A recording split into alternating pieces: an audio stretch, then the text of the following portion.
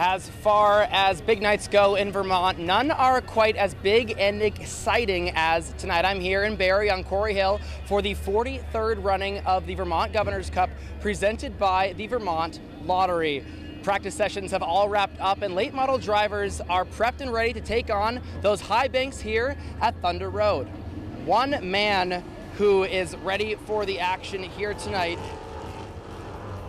is Jason Corliss, who has had a few great seasons. He has taken his number 66 to victory lane in the past 2 Governor's Cups along with the past 3 track championships. Corliss hasn't raced at Thunder Road since the Memorial Day Classic, but coming back is second nature to him.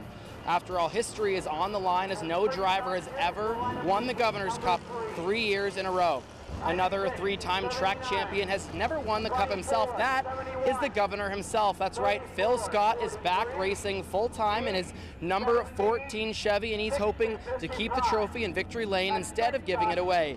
And the big story of the day, 2012 NASCAR Cup Series champion Brad Keselowski, who's making his Barrie debut in the Dale Shaw prepared number 6 Ford. It's a busy week in New England for Brad K, as he has 150 laps tonight and then 301 laps Sunday in New Hampshire. Here's what the drivers had to say to our Luke Marcheski around practice time. Well, hopefully we can have 2 great races. I'd love to bring back 2 trophies, but got our work cut out for us with both races. You know, I've never ran here at Thunder Road before, and I'm sure there's a lot of people are going to have something to say against me trying to win a race. And then on the Cup side, you know, it's the best competition really in the world. And, you know, we've had an up and down season, and although Loudon's been a great track for me, it's going to be a hard-fought battle. It's just a matter of doing our job, taking one thing at a time, one lap at a time, and hopefully we're there at the end. It's all about execution in this game, and we're hoping that we can get her dialed in so we can execute later tonight. Right now it's comfortable enough, it's drivable, so I'm encouraged. We've been struggling a lot this year, so anything is better than what we had before. Anytime you come to one of these crown jewels, you know, Memorial Day, Gov Cup, Melt Bowl, you can always feel it's a little different, you know, in here when you get in here, especially with, like you said, Brad K, Kyle Busch, guys like that. That last driver you heard from, Marcel Gravel, could have the 2 biggest races of his life back-to-back with a win tonight. Gravel took his number 86 Toyota to victory lane this past Sunday in Oxford, Maine for his first career American-Canadian Tour race. Pre-race ceremonies are just finishing up here. The racing itself is expected to begin right around 6:30. The Flying Tigers and Street Stocks are just part of the action here at Thunder Road tonight as everyone is amped up for the big 150-lap Governor's Cup. I'll have all that action and more, the highlights, on at Local 44 at 10 and later on 11 right here. That's it from Thunder Road. I'm Taylor Viles. We'll be right back. Local. On an evening where records could be broken, the fans who packed the stands at Thunder Road were given a show to remember.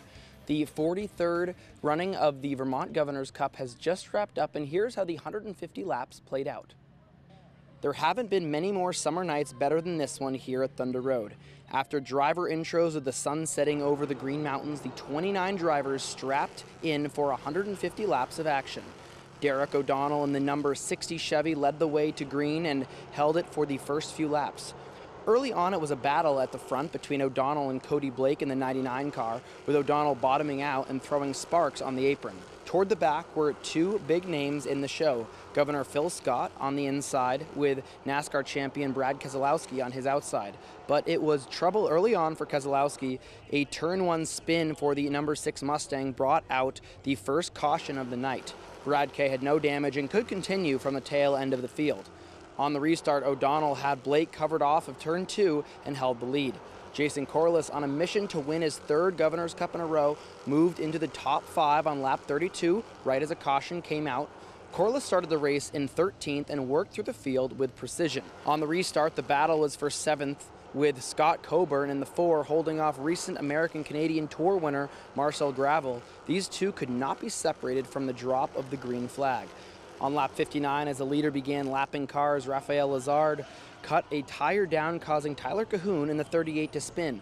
On the restart, Jason Corliss made his move on O'Donnell to the outside and made it count.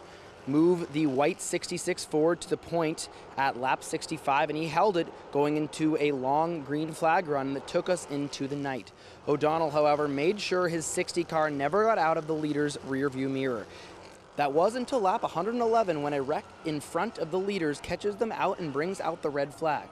While to the fans' amazement, Corliss got trapped in the melee with no damage. O'Donnell's car was badly banged up. He stayed on the track with the damage on his front end but fell back on the restart, letting Corliss and Blake sprint out in front. And sprint away they did with the 66 and 99 never looking back, and history is made at the nation's site of excitement. Jason Corliss, a 3-time defending track champion, is now a 3-time defending Governor's Cup champion. He may not be a Thunder Road regular anymore, but like he said before the race, it's like riding a bike. Here's what he had to say after a truly incredible run. I grew up here. It's my home. I love this place to death, and quite honestly, it's good race cars. Good race cars make my job a lot easier as a race car driver, and it's up to me to not screw it up and go in there and just hit my marks and focus really hard. And I try to do that, even when it looks like we're setting sail and you know, getting a good, comfortable lead. I'm still working my tail off in there, trying not to screw up any corners or any laps. So, you know, again, just really proud of this race team. Really thankful I get to be the guy driving this car. And yeah, three is pretty cool. We'll see. Maybe next year we can go for another one. Brad Keselowski and Governor Phil Scott presented the cup to Jason Corliss, who is now a 3-time champion. Cody Blake in the 99 finished in second, and Brendan Moody in the 94 car finished in third.